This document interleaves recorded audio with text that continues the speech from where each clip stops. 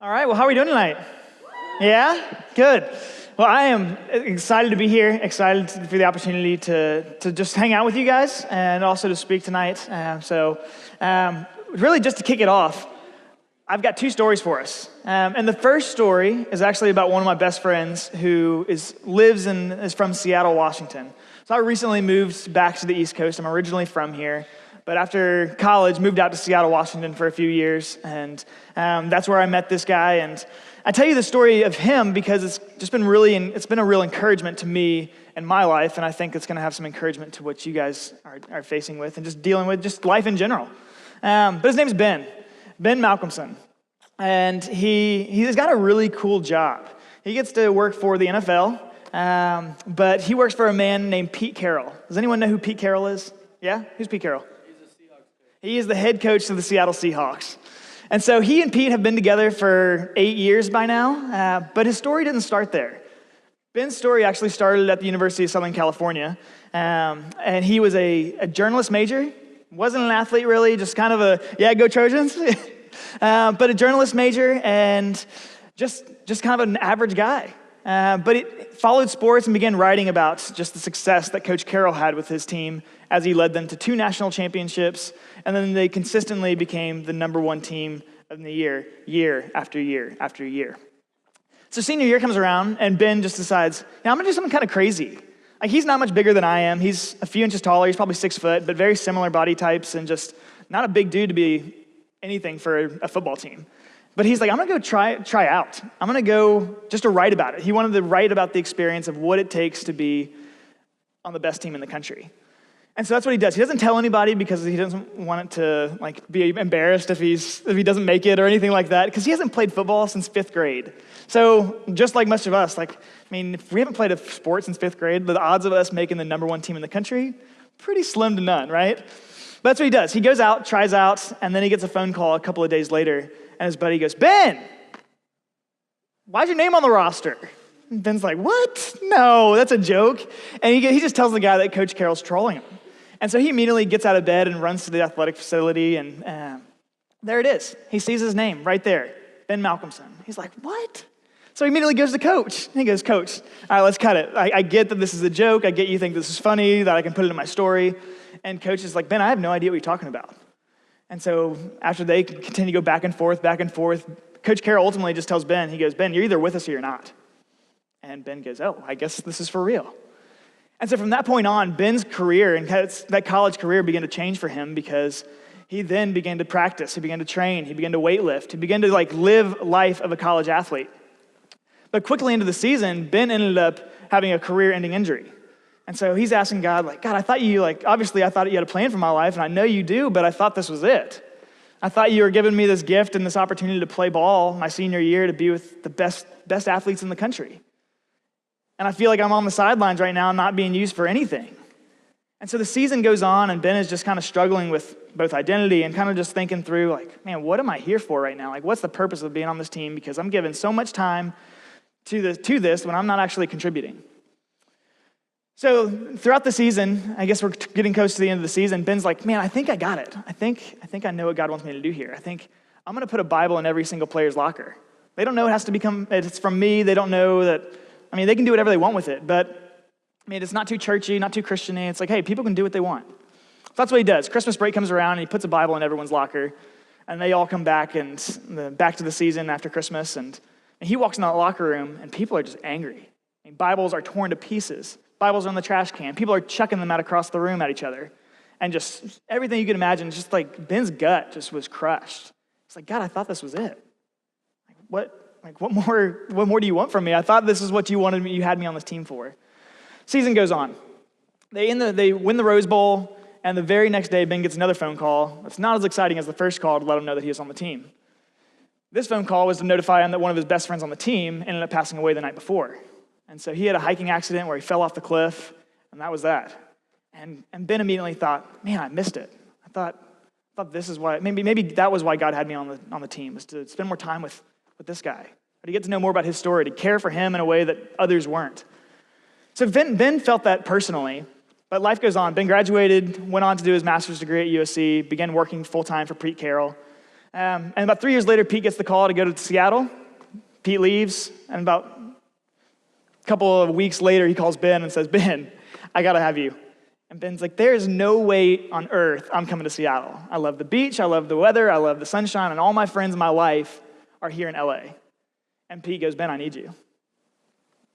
Next thing you know, Ben's packed his bags and headed off to Seattle. A couple of weeks later, a friend from California comes back up that he hasn't seen in a few years. And they played ball together and just kind of reminiscing on the good times, and they're laughing and they're crying and they're cracking jokes. And his friend goes, dude, do you remember all those Bibles?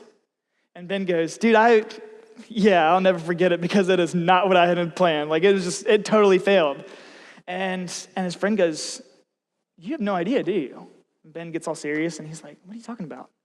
He goes, that Bible, that book, that changed his life. That changed, like, the teammate that had passed away. He took that Bible. I know everyone else was throwing it in the trash can and, like, tearing pages out of the book. He carried that thing with him everywhere. He read that thing nonstop. Like, if he were here today, he would tell you that it absolutely changed his life.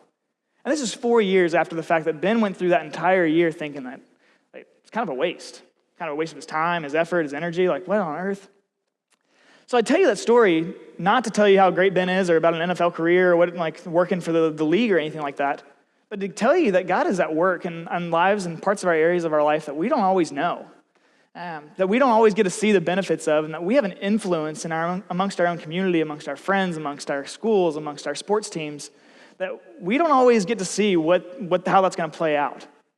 But that's what leads us to our second story, which is going to be in alignment with what Caleb and Ben have been talking about over the last couple of weeks of this idea and this theme of no filter. You see, you guys have been going through this idea, or this story in Matthew of the Sermon on the Mount.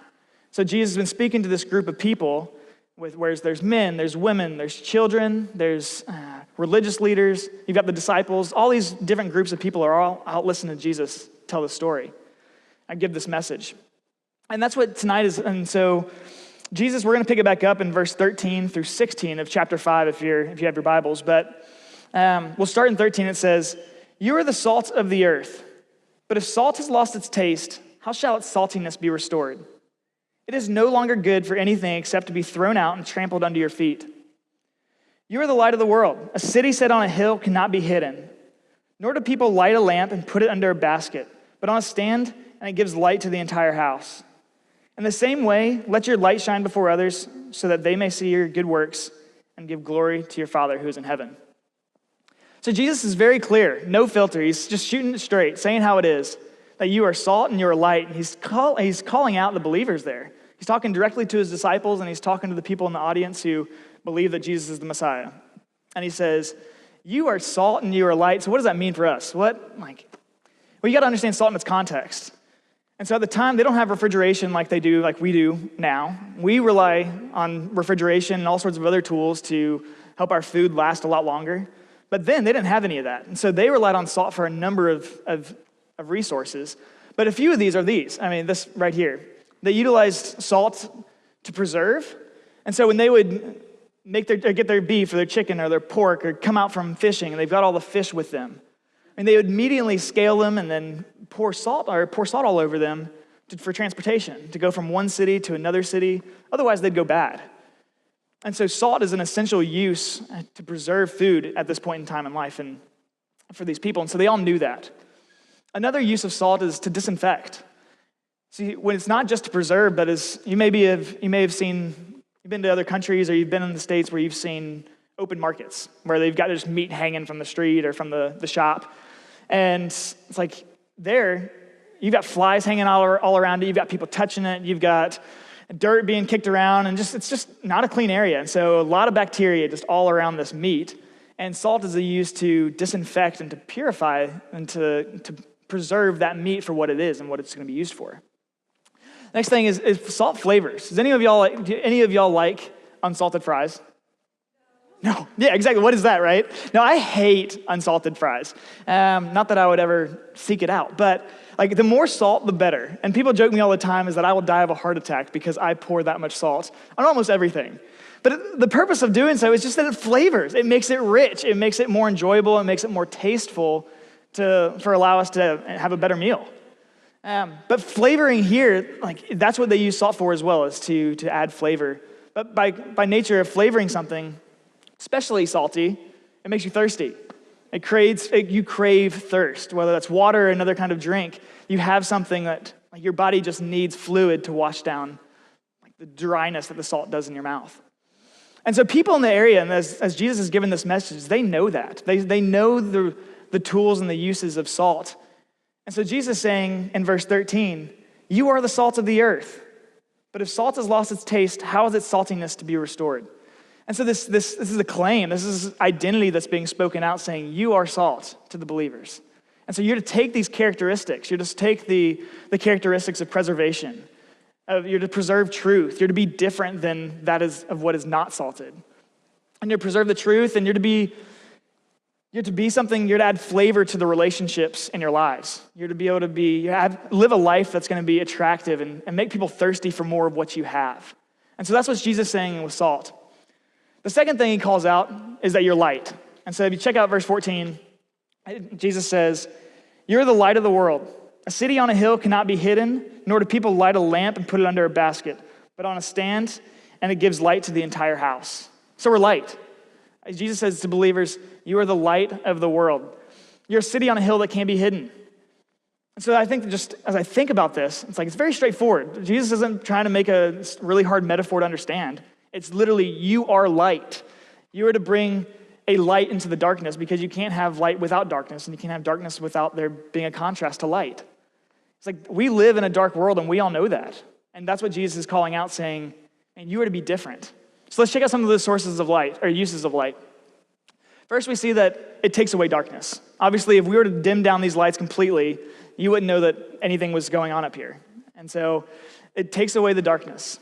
We know that light gives us life. I mean, we rely on the sunshine every single morning to get us up, to live our lives on a regular basis. We also know that light restores sight. I mean, it allows us to be able to see and to have vision. And we see that light removes fear. Man, were any of y'all terrified of the dark when you were little? Still am. Yeah, exactly, right? Now, I just remember being a little kid and thinking, like, oh, I just know it. I have to leave with my door cracked with the hall light on or the bathroom light on because I felt safe that way. I felt safe having a light in the distance that I could know what's out there. So you're not alone in that, and I think that's natural because I've never heard anyone ever say, I'm scared of the light, right? It just doesn't happen. So it's natural to be fearful of the dark, and that's when we know that bad things often happen more at night or in the dark because you're hidden. Light exposes you. And so that's what Jesus is saying as he's calling you out as believers, saying, man, you're not only salt, but you're light. Not only do you add flavor and preserve truth, and you're to be a light of me. You're to reflect a life that comes only from knowing me. And so as you think about this, you think about the two different metaphors here, the other thing that I think about as I think about light is this metaphor as he talks about the city on a hill. Immediately think of Cinderella's palace, which is a weird kind of thought, I know, but how many people have been to Disney World?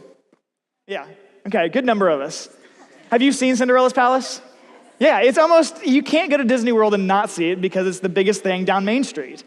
And so I'm just picturing, as I'm reading this is what came to mind is I'm walking out the street, I'm walking on Main Street, and you've got shops over here, and you've got restaurants over here, and you walk out, and your eyes just immediately, as you look down the street, you see the palace. I mean, you are captivated by what's down there.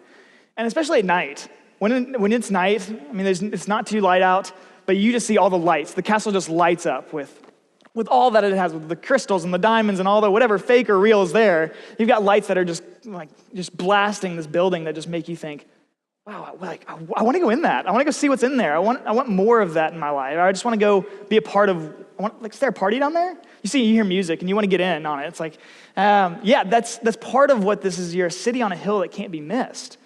And so as you can't walk down Main Street and not see Cinderella's palace, Jesus is saying you can't go throughout your everyday as a believer and not let people know there's something different about you.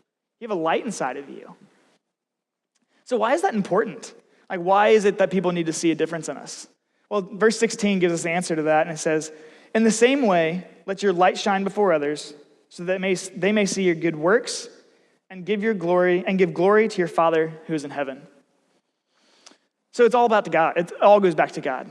I just think about this in regards to just the darkness and why light is so important as a reflection of of giving God glory is that we all naturally, I think, want to be good people. Is there anyone in the room that just can't wait to be bad tomorrow? Yeah? Okay, we got a few. I get you.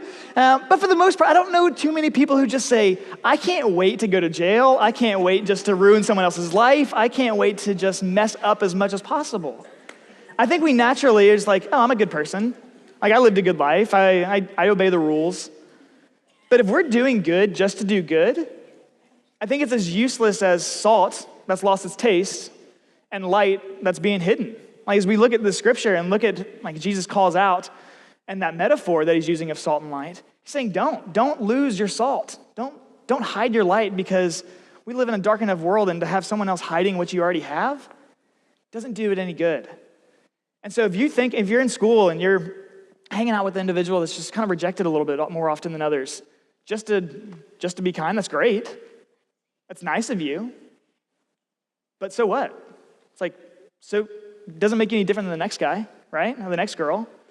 Like, it really just makes you just a good person.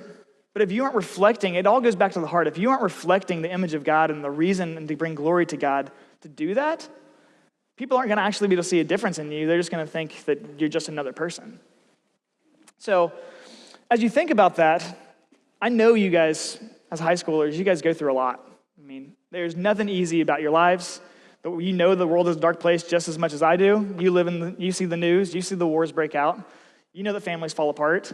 You know that murder takes place. People cheat. People lie. People steal. I mean, the world is an ugly, ugly place at times.